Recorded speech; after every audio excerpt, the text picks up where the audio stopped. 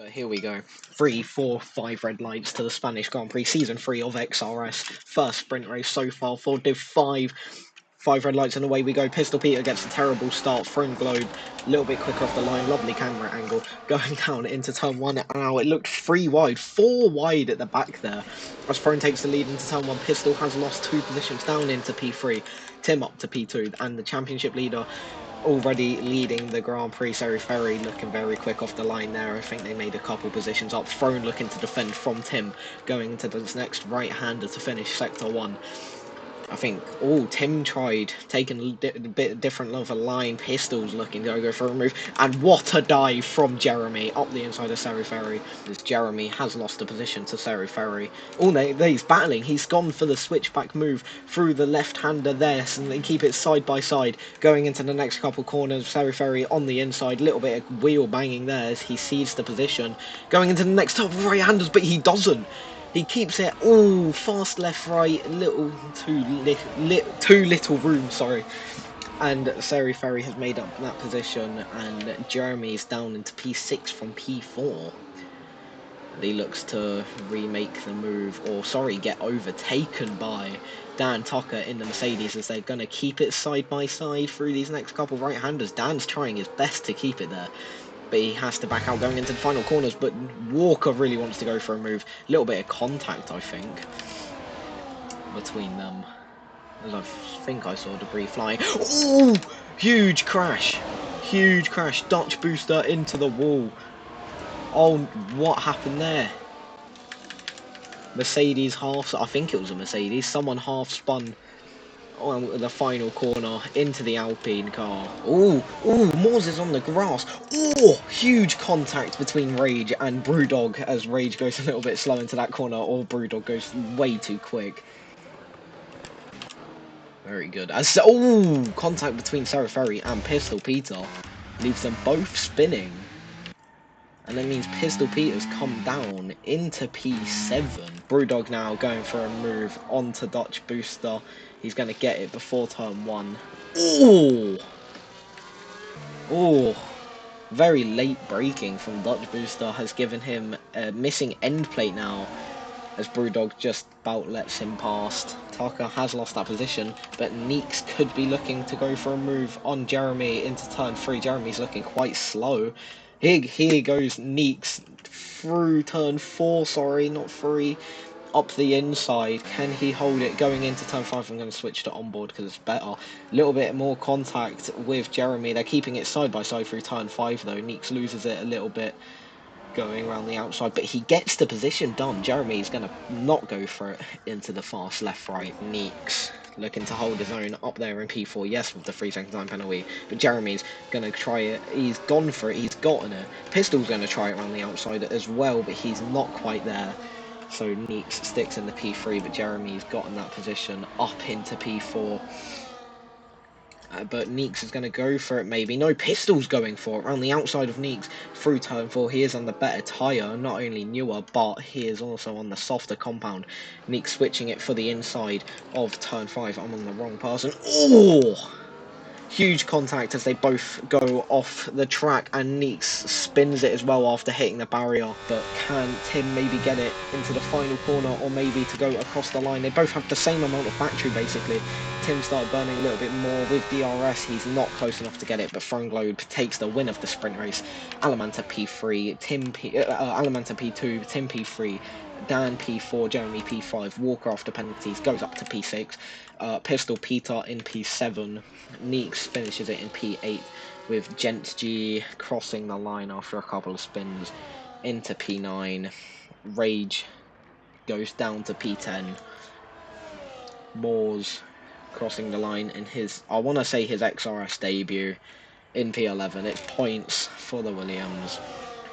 Brewdog in P12 with Parrot just behind in P13, but he's going to go down to 14 after Bovgay gets ahead from penalties into 13th now for him. Dutch Booster after that unfortunate wing damage into 15th, and Bolt Slinger after a couple spins finishes it in 16th. Well, anyway, it's 5 red lights now. Well, 3, 4, 5 red lights to the Spanish Grand Prix Division 5. 5 red lights and away we go. That was very quick, to be honest. Throwing Globe getting really good. I love this camera angle. There we go. Throwing Globe getting what looks like a really good start as Tim is now looking to make the move on Alamanta, who has lost not one but two positions, maybe even three, as Dan Tucker goes for the move, maybe into P3. He can't quite get it. A lot of position changing at the back there. I think someone went straight off in the track, but that's Jeremy and Moore's round at the start. Throwing Globe keeps the lead to Tim. It is very close between these two. Pistol Peter going for the move up the inside of Dan Tucker. He's gotten it, but Walker's gone straight across the track. He's got caught in the sausage curb, lost him two positions, maybe even three. Dodge Booster up into P9 after being dead last race. But Neeks and Para battling. Para going around the outside of Neeks into turn 1. They're going to keep it into turn 2. Neeks from the inside to the outside to the inside again for turn 3. Para gets run a little bit wide. That brings Walker up to the inside. Still going to be side by side going into turn 4 now. Walker from the inside. Can he get the better exit off of turn 4? Para's looking to make a lot of moves off into this race as he's... Oh, that was very late braking there to try and get him up the inside of Neeks. He can't quite do it and he has lost the position. Neeks is going to be very close to Dan, who doesn't have DRS for this straight. He's going to pull out to the inside. Para's going to try and follow him through maybe. Neeks is keeping it up the inside. Para's just backing off a little bit, which has let Walker try it around the outside to the inside of Para maybe. No, he can't. But Neeks holding it around the outside of this right-hander. Will they go side by side through the final couple of corners? None of them are backing out. Dan has lost the position going into the second last corner though, and Neeks gets the position and gets the DRS, I think. No, he doesn't get the DRS. Dan did indeed get the DRS, and maybe a smart play from the Mercedes driver as the Alpines lost 3 positions on that straight, as Para's got a 3-second time penalty now as they go down the start-finish straight. Neeks looking to make up 1, 2, maybe 3, 4 positions maybe. Para's gone straight on. Dan's dropped down to P7, Neeks up to P6. He couldn't quite get a position on Walker, but that is Para down into P10. Not what Haas are looking for after bigging him up in the chat. Oof. That has brung Dutch into P8, but Boltzlinger is looking quite strong against Dutch. And he's trying to go up the outside, maybe. He can't quite get a little bit of contact there. Maybe a push to past attempt, as the McLaren is now side by side with the Alpine into the fast left right. The Dutch booster is going to hold it there with Boltzlinger a little bit more contact. He backs out going into the fast right-hander as he can't quite get it. But Tim got past Throne, and he's made time on Throne, as he has now gotten past Boltzlinger as well, who might hold up Throne for half a lap. Even if it was half a lap, that's DRS advantage gone. But contact as Throne tries going through on Boltzlinger up the inside. I don't think that would have given damage to any of them. There seems to be a move between Neek and Alameda coming out of turn 5, and Neek is trying to make a move on Alameda down the inside into turn 6 and into turn 7, and Neek just gets ahead before the corner of turn 7. That was a good move from Neek there to make themselves up into P3. Alameda down in P4. Oh, Pistol Peter spun! He spun on the exit of turn 4. He has just lost the lead, so Throne Globe re-inherits the lead. PRT Pistol now down in P4, might even get overtaken by Alameda. But as PRT Pistol gets going, I have no idea what happened. I think he might have got tapped around on his own or something, like got sent around.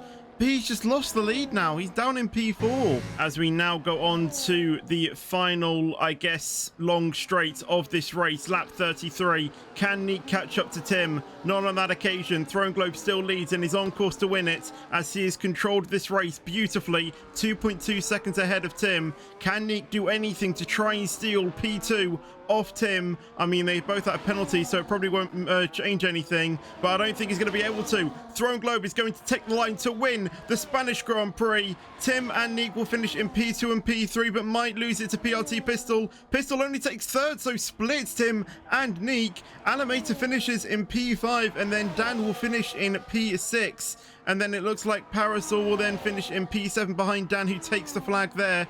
Dutch Booster will then finish in P8 just behind Para, and then Walker in the Ferrari. Dutch Booster actually passes Para on penalties. Walker will take P9 there, and then Jeremy will be finishing in P10 with Brewdog in P11, who I assume will actually take P10 off Jeremy after Jeremy's penalties get applied.